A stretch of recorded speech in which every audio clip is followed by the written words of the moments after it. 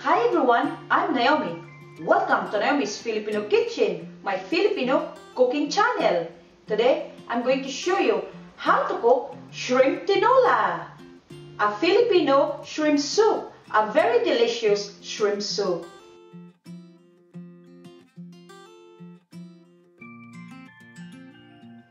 Wait until the end of this video for a sneaky peek of some of my other recipes.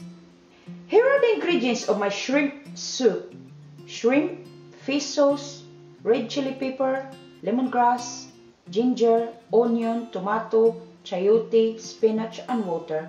Let's prepare the chayote. Peel first, okay guys.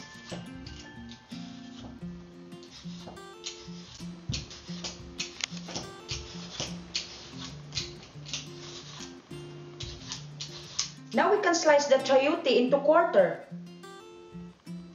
Cut half first. Okay guys. Cut again in the middle.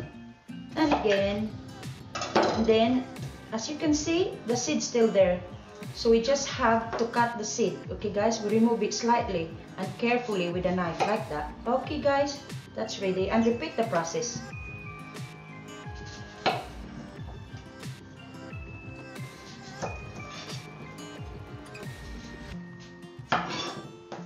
And now our chayote are ready, and we have to cut it again, okay guys? Just like that.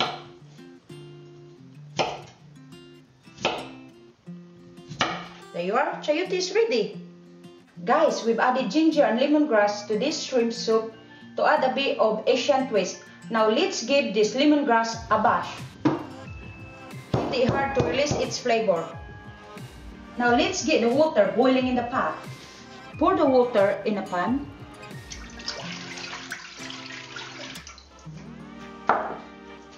Cover and bring it to boil.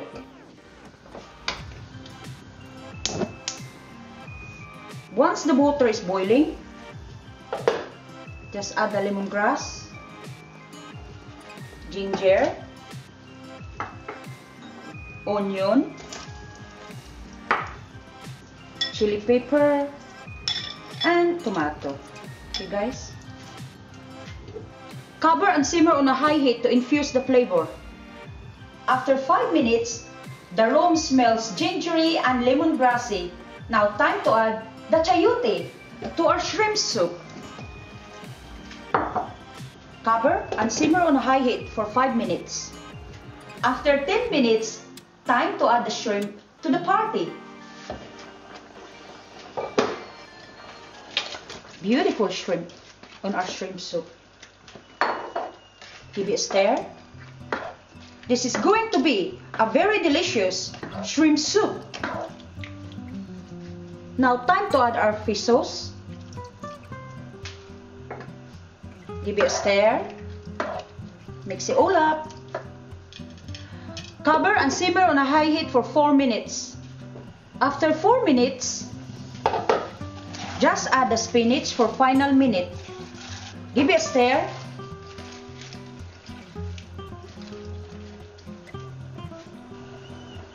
Cover for final minute. After 15 minutes of total cooking time, my shrimp soup is now ready to serve and enjoy.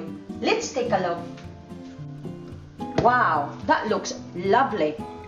In the Philippines, we serve this on a bed of rice.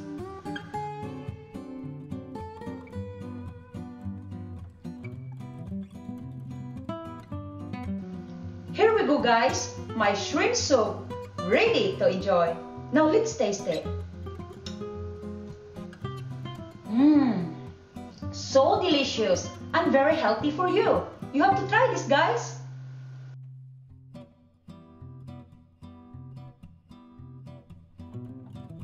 I hope you enjoy my shrimp soup today.